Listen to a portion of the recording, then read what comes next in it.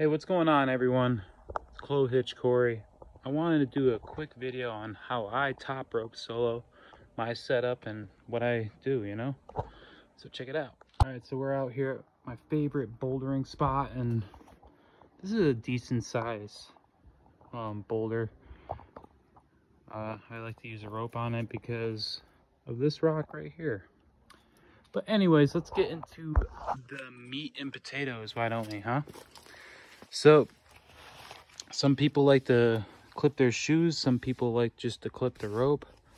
Me, I like to clip the haul bag. I don't really mind the weight, all right? Because it likes to pull out easier. Plus I can keep a lot of my water and other things like my phone. If I were to have some incident, at least I could pull the haul bag up and I would be able to retrieve those things. So that's another reason why I like the haul bag. So with the rope, really, I use a static line.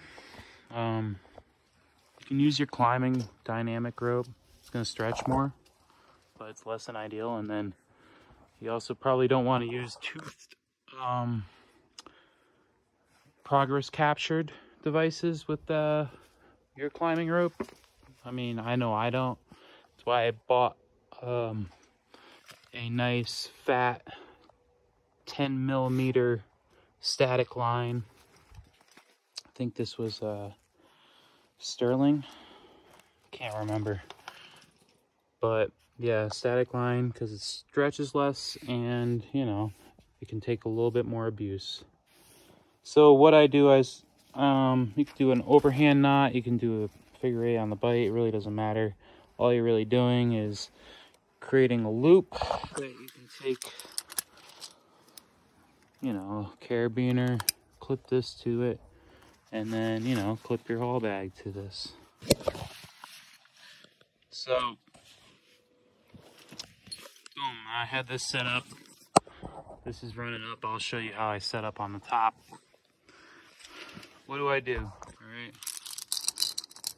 So I have one Micro Tracks. It's a fat carabiner. This is like from the 90s. I started climbing with my dad when I was like 5-6 years old, and I think this carabiner was from the 90s right there. Check it out, nice and fat. It's less likely to twist. I noticed that the Micro Tracks has a tendency to twist, and this can partially open with a thinner carabiner. See that?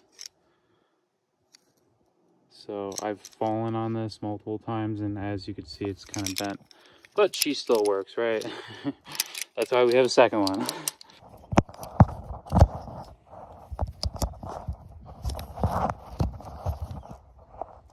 Make sure the teeth are pointing down, right? Close that in.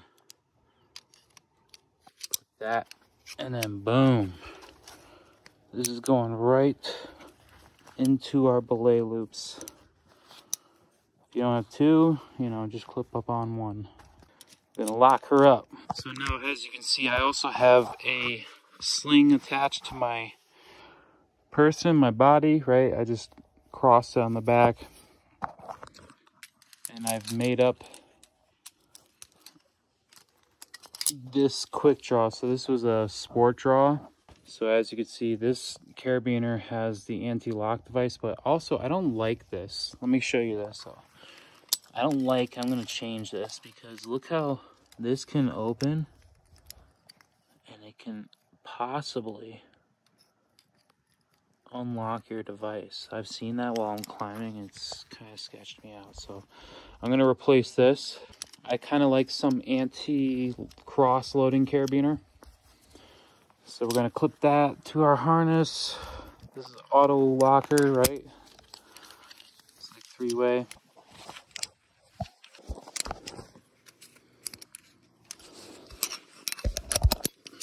Okay, so now you can see this carabiner up here. It's clipped to the sling around my chest. And this is just simply helping pull the Micro Tracks up, giving it space. But really, these are both attached to my belay loop. right? And then we just have a traditional trad anchor at the top, and then we climb, right? You can just sit on it. Make sure before we climb, sit on it. Weight the device.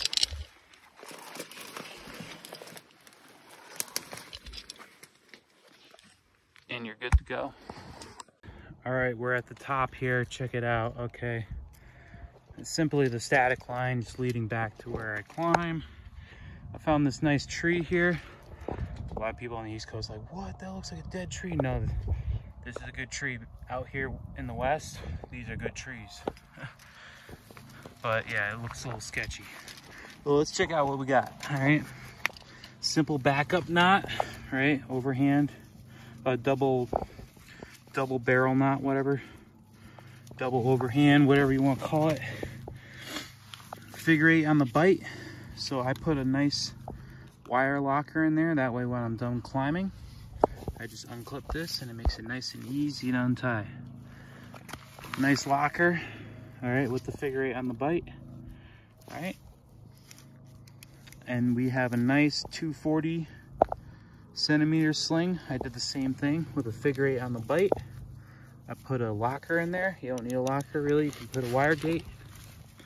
Just makes it easy to untie.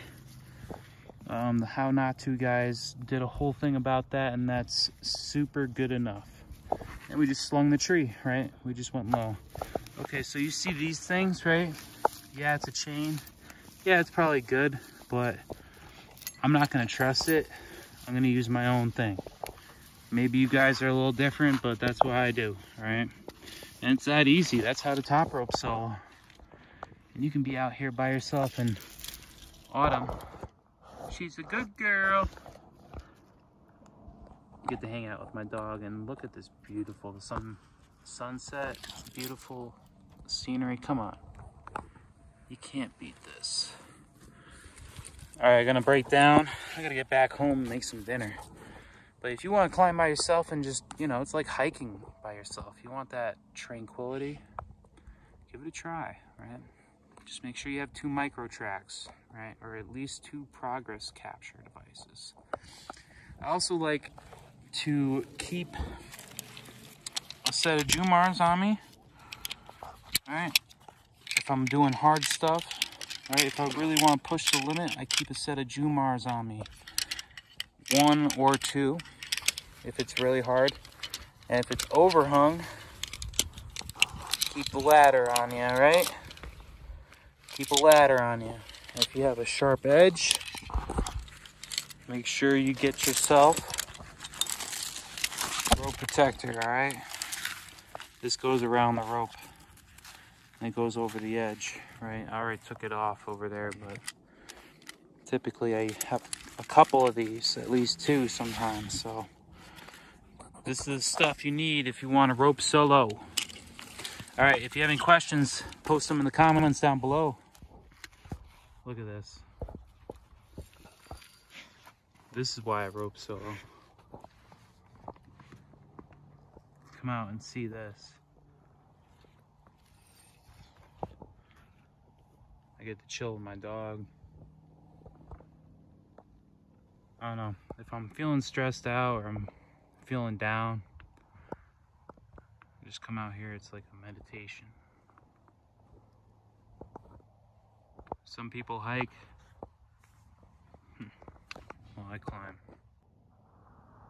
Till the next one, guys.